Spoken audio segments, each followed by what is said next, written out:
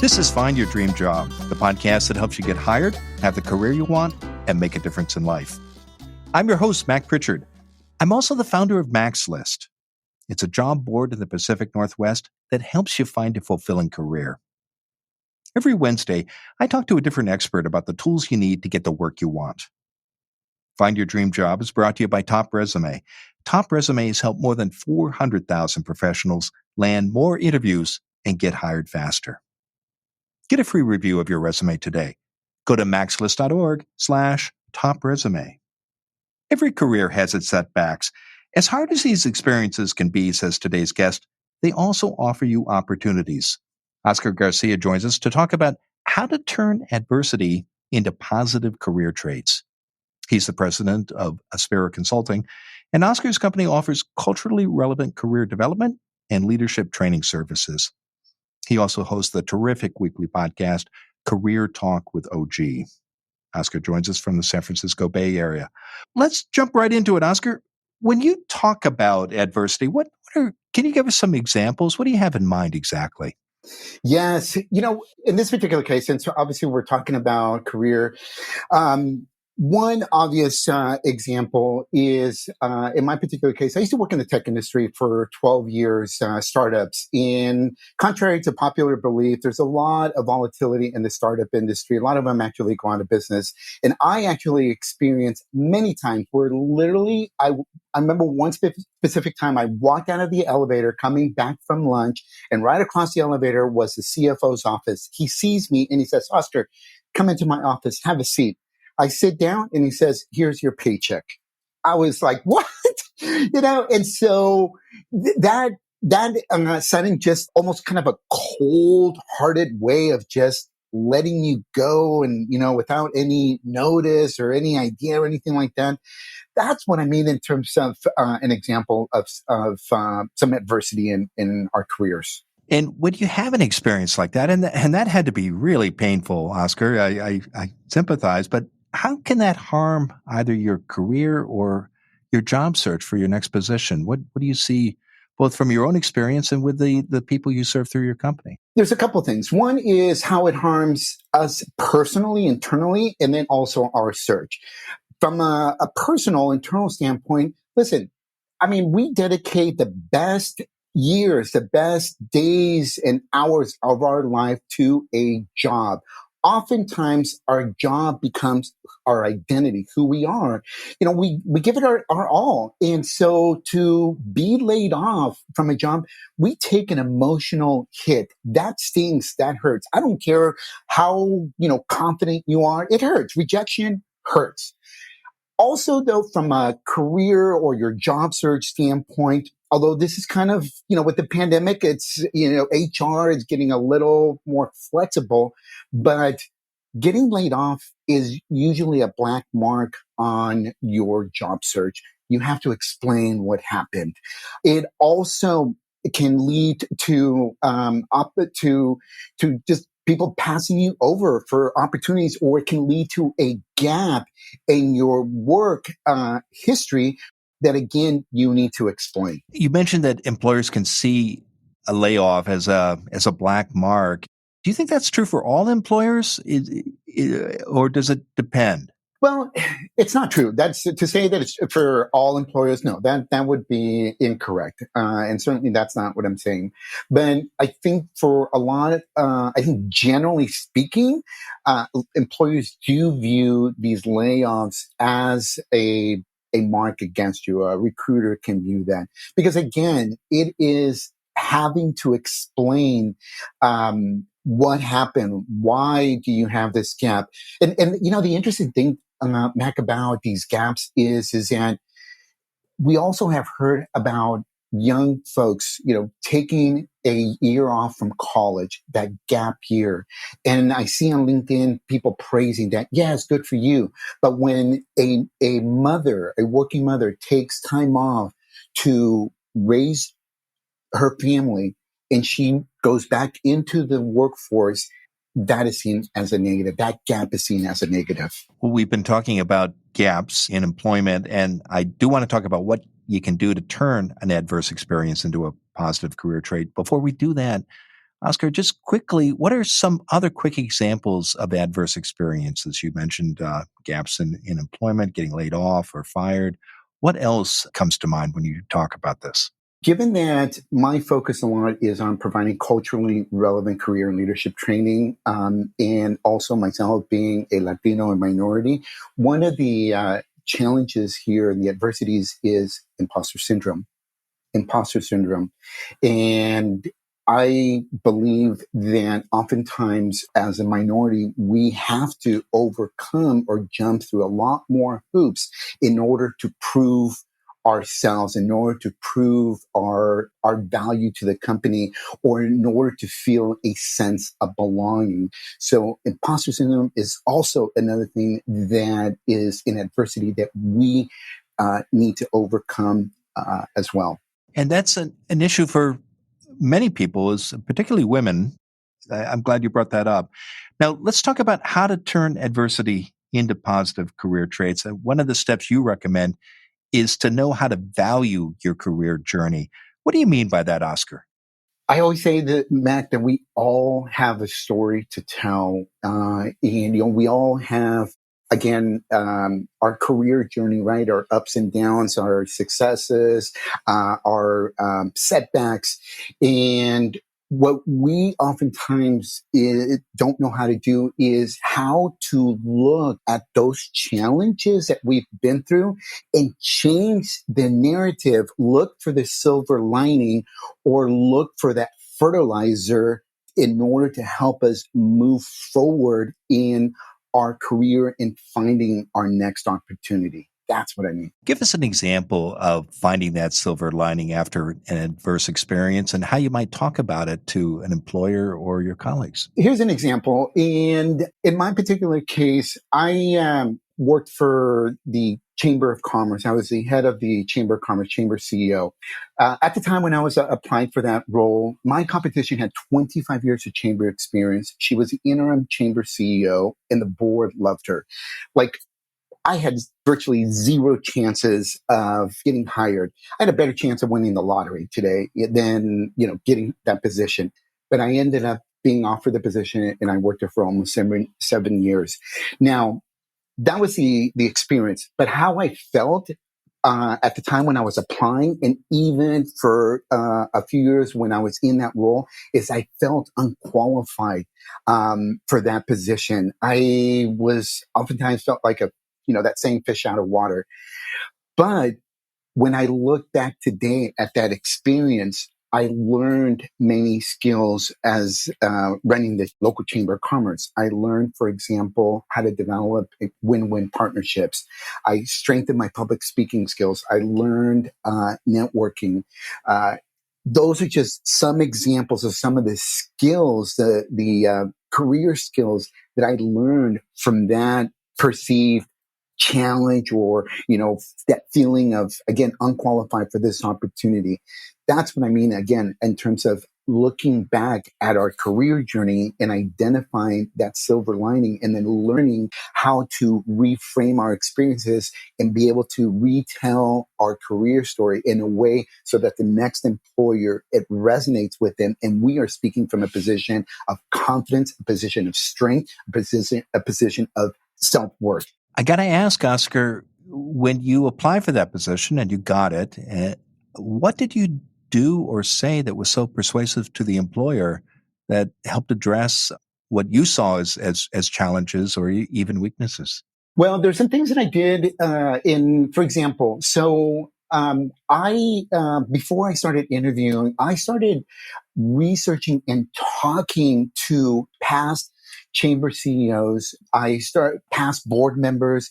I identified who were some of the key partners that the chamber engaged with in talking to those leaders to understand how they viewed the Chamber of Commerce, the relationship. What were the pluses and minuses of the chamber? Where were some areas that they hoped the chamber could move in what direction? So I was able to really understand. It's almost kind of like a doctor you walking into the doctor's office and they don't just immediately prescribe Tylenol to you. They start asking you some questions to figure out maybe there's something else going on, right? They do a full diagnosis. And so that's what I did. And then I took that information and what I ended up doing is sharing both my understanding of the role, the challenges, but I also started painting a vision of where the chamber should be going based on what the community and the key stakeholders wanted the chamber to go. That, my friend, is super key and where a lot of people drop the ball. Most people fill out a resume, and it's so easy nowadays on LinkedIn to just click and submit your resume. And it's literally virtually throwing a bunch of mud up against the wall, hoping something sticks. Hold that thought. I want to continue to explore that idea. And so stay with us. We're going to take a quick break. When we come back, Oscar Garcia will continue to share his advice on how to turn adversity into positive career traits. Are you worried about your resume? Find out what the experts think. Go to maxlist.org/top resume. A professional writer at Top Resume will look at your resume for free. Go to maxlist.org/top resume. You'll get actionable ideas you can use to fix your resume yourself, or you can hire Top Resume to do it for you. Go to maxlist.org/top resume. Now, let's get back to the show.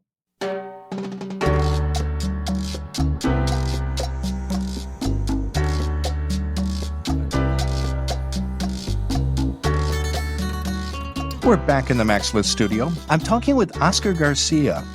He's the president of Aspira Consulting. Oscar's company offers culturally relevant career development and leadership training services. He also hosts a wonderful weekly podcast. It's called Career Talk with OG, and he joins us from the San Francisco Bay Area. Now, Oscar, before the break, we were talking about how to turn adversity into positive career traits. And you shared an example of a situation you were in where you applied for a job for which you didn't have a lot of formal qualification or experience in that sector, but you did a lot of research and you found out what the challenges were for that the organization faced. And that gave you insights into the needs of the Chamber of Commerce, where you applied to be the executive director.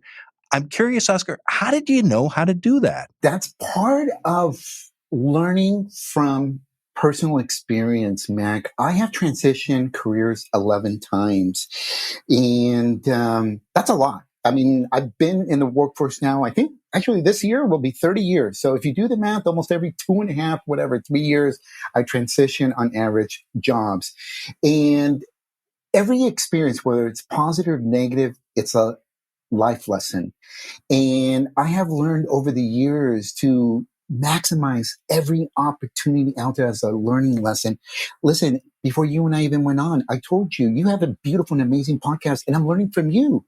I'm always learning. And so I have learned to take these 11 career transitions and improve and figure out, okay, what can I do better next time? How can I get that next opportunity? So that, my friend, there is no magic here. It's just common sense, just practical applying what you learned. Okay. I didn't go to Harvard Business School to learn how to overcome challenges and teach me resiliency. In fact, I'm going to tell you something, Mac. I graduated from the top public university in the world, UC Berkeley, and amazing college professors.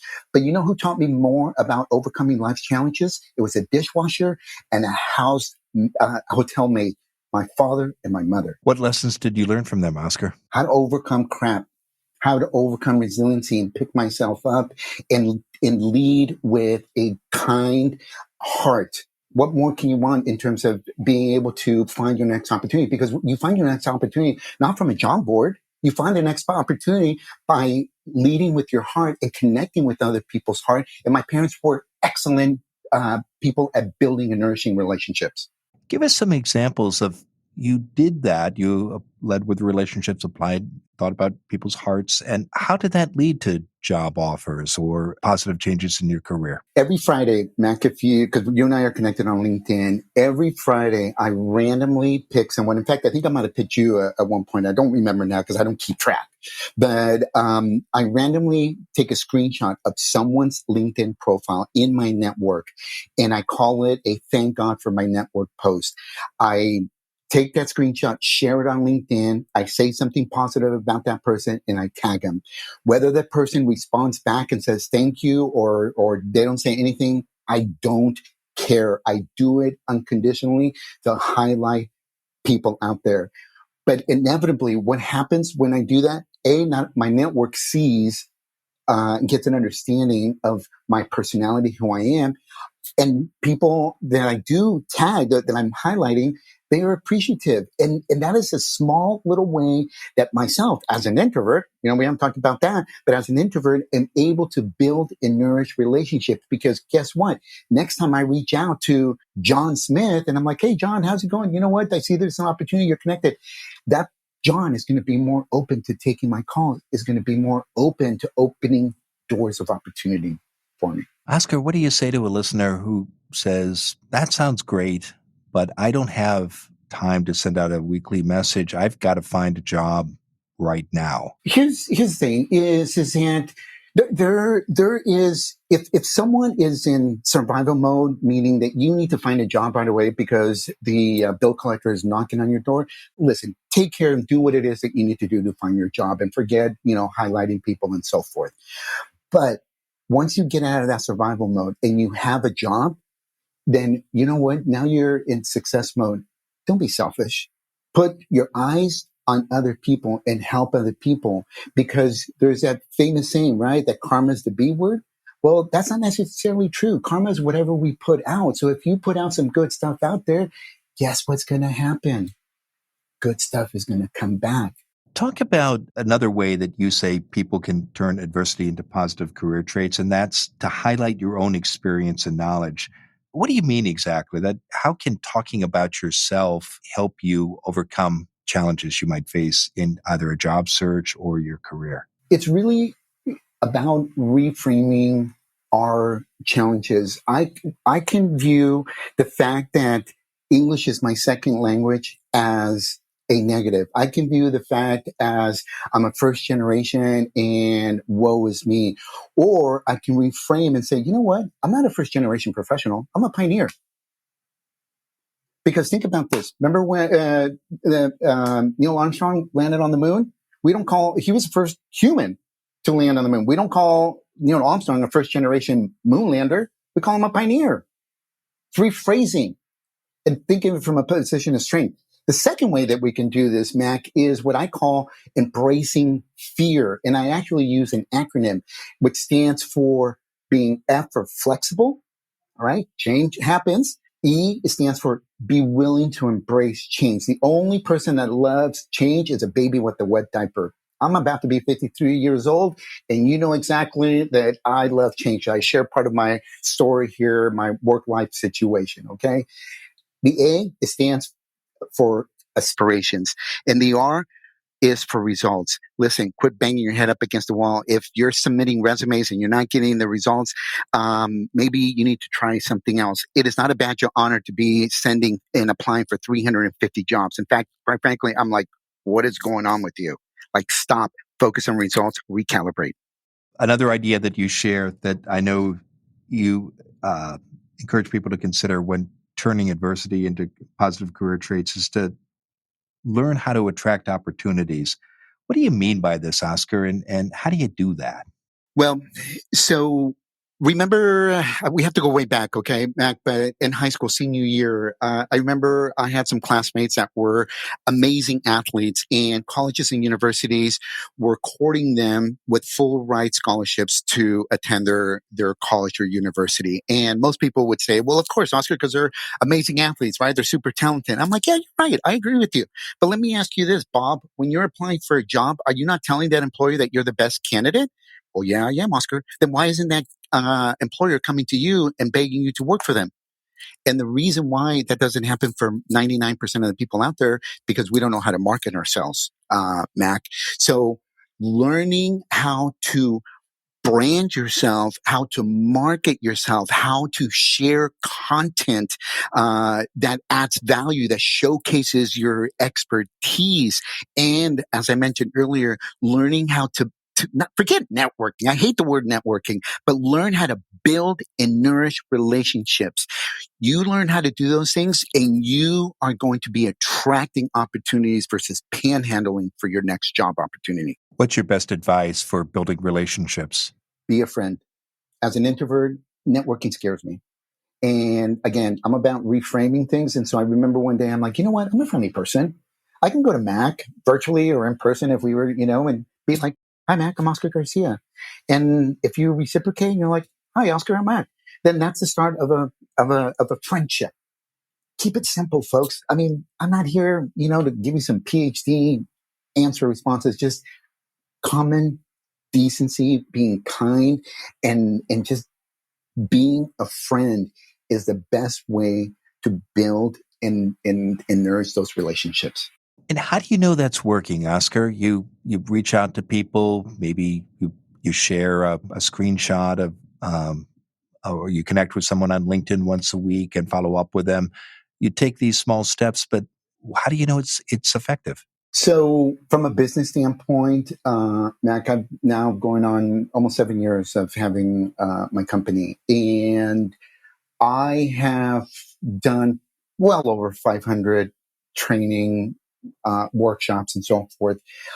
Out of those 500 plus trainings, probably maybe 10 I went after. All of the others, people came to me. In fact, I actually, over the last couple of years, I started taking screenshots of emails, messages on LinkedIn and other ways, because I'm like, people I don't think believe me that this happens. And I've taken these screenshots to show like, oh my gosh, look, this company came to me. I mean, here's a perfect example, you and I, Matt. And I mean this with all love and respect to you because you are amazing. You came to me to ask me to be on your show. I didn't come to you. That, my friend, is how I know that's working. Oscar, it's been a terrific conversation. Now, tell us what's next for you. Well, we're super excited, Mac, that this year we are doubling down and focusing on providing very specific, culturally relevant career and leadership training that's targeted to employee resource groups and also folks that are in the diversity, equity, and inclusion. I mean, 2 years ago, all the things that social unrest had been happening and so forth is something that I think has awakened our the corporate world's heart and conscious to really create even more and more diversity in the workforce, in the boardroom, and whatever I can do from my end to help encourage and help professionals and companies achieve that, count me in. Terrific. Well, I know, Oscar, listeners can learn more about you and your company services by visiting your website, aspiraconsulting.com. And I know you also invite listeners to connect with you on LinkedIn. And when they do, please mention you heard Oscar on our show. Now, Oscar, given all the useful tips you've shared today, what's the one thing you want a listener to remember about how to turn adversity into positive career traits? We often hear, Mac, that we need to find our voice. We need to find our voice and speak up. And I'm here to tell you, folks, we do not need to find our voice. What we need to do is have the courage to use our voice. I leave you with that.